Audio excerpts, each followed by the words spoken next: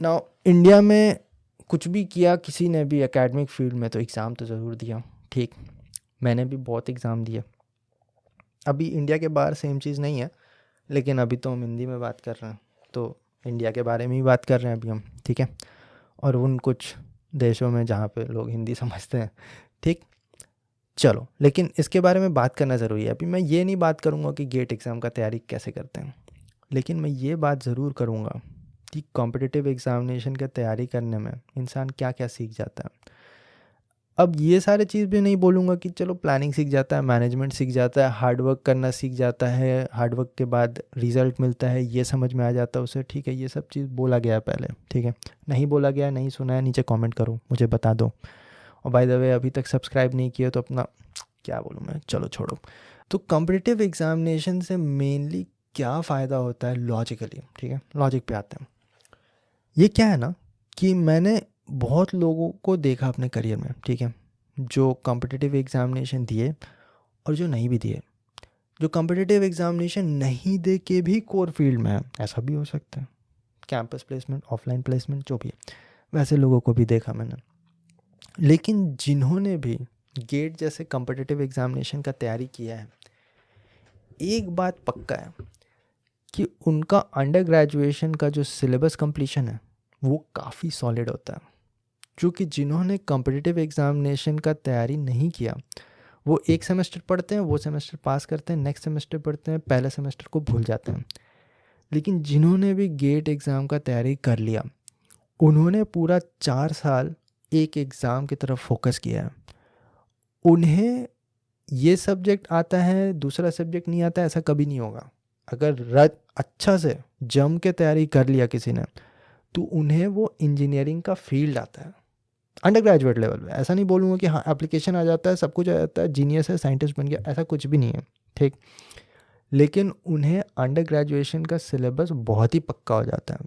ठीक उसी तरह जिन्होंने भी IIT JEE का तैयारी अच्छा से कर दिया, रिजल्ट आए नहीं आए, 11-12 का फिज़िक्स, केमिस्ट्री और मैथ सॉलिड हो जाता है उनका।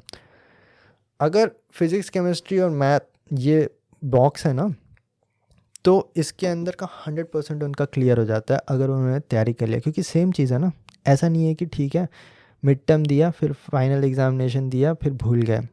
उन्हें 2 साल को पकड़ के रखना पड़ता है, और उसके पहले के भी जितने साल है जिनका एप्लीकेशन है।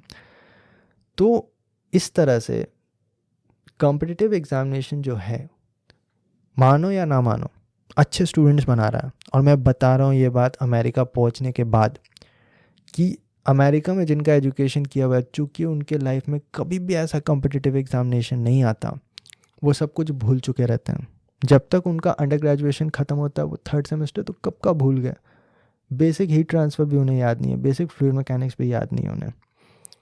और इंडिया में भी जो बच्चे कॉम्पिटिटिव एग्जामिनेशन की तैयारी नहीं की, वो भी भूल गए। मैंने इंडिया के भी बच्चों को देखा जो कॉम्पिटिटिव एग्जामिनेशन की तैयारी नहीं की है, या फिर यहाँ पे बाहर पढ़ने आ गए सीधा MS करने। MS करना तो बहुत ही आसान है भाई गेट निकालने से। अगर तुम्हें ये बात ना पता हो, MS के लिए अगर तुमने अप्लाई कर दिया ऑल अक्रॉस 20 कॉलेजेस में, तुम्हारा होना ही होना है। जर्मनी में अप्लाई कर दिया, US में अप्लाई कर दिया, गेट में तुम कभी नहीं बोल सकते तुम्हारा होना ही होना है। भाई हो गया तो भी नहीं होता गेट में। मान लो कि तुम्हारे 60 नंबर आ गए, 60 number is 60%। 60 number is like you are above 98 percentile. 98% लोगों को तुमने पीछे छोड़ दिया, तभी भी तुम्हारा कुछ नहीं होगा। समझ में आ रहा है? तो ये डिफरेंस होता है। ये डिफरेंस है एक जगह जहाँ पे कंपटीशन है, दूसरे जगह जहाँ पे कंपटीशन नहीं है।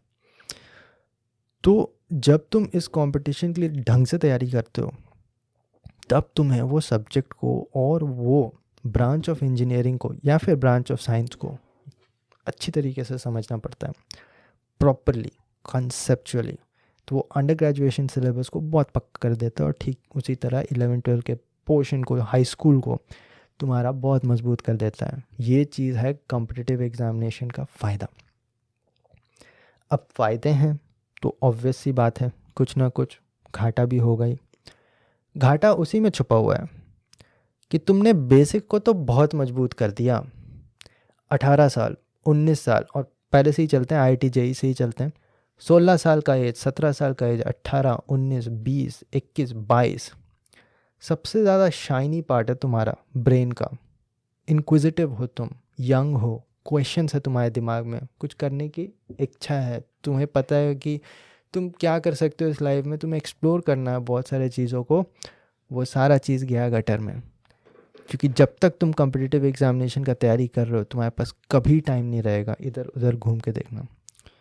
अब तुम तैयारी कर रहे हो इतना मेहनत करके, इंडिया के बाहर या फिर इवन कॉम्पिटिटिव एग्जामिनेशन के बाहर, इंडिया में ही या फिर इंडिया के बाहर चले गए तो कॉम्पिटिटिव एग्जामिनेशन ही तुम्हें नहीं दिखता।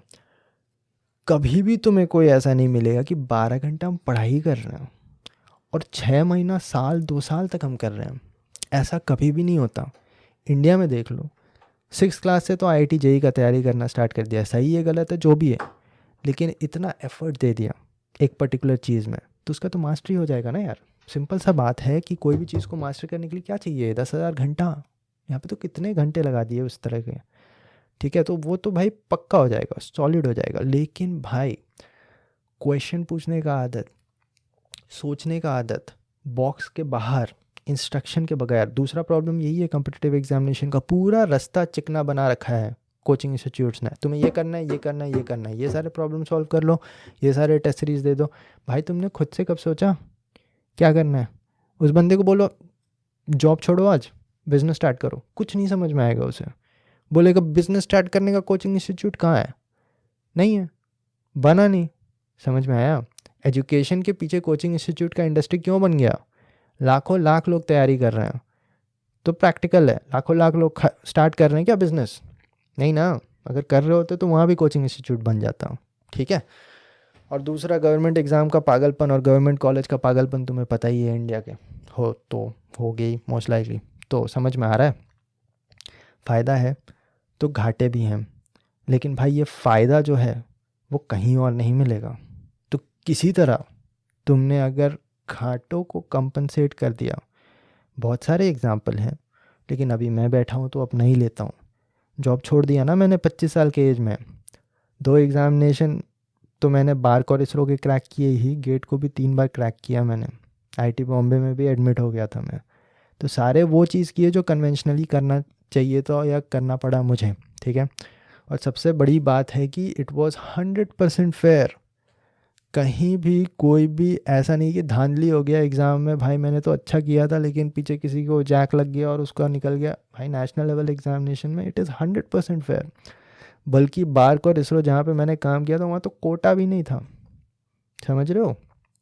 या मुझे लगता है मेरे ईयर में हैंडीकैप कोटा तक नहीं था, कोई भी कोटा नहीं, इतना फेयर। पैसे क्या लगे? कुछ भी नहीं। कोचिंग इंस्टीट्यूट का तैयारी करने के लिए जो भी लगा, लेकिन उसके बिना भी तुम कर सकते हो। आजकल तो बिल्कुल पॉसिबल हो गया जितना इंटरनेट में रिसोर्स है। तो इतना फेयर तुम, मतलब इंडियन स्पेस रिसर्च ऑर्गेनाइजेशन घुस रहे हो, that is as good as NASA. अभी तुम ये अकम्पलिशमेंट ये सब की बात मत करना कि नासा ने ये किया, इसरो ने ये किया, फ़र्क नहीं पड़ता भाई। It is the space organisation, the only space organisation funded by government of India. तो NASA is the government organisation, ISRO is the government organisation, JAXA is the government organisation. इस तरह से तुम you can keep going on, ठीक है। लेकिन बात ये आता है कि तुम वैसे किसी ऑर्गेनाइजेशन में किसी भी छोटे सिटी से उठ के एक एग्ज़ाम क्रैक करके फेयरली जा सकते हो।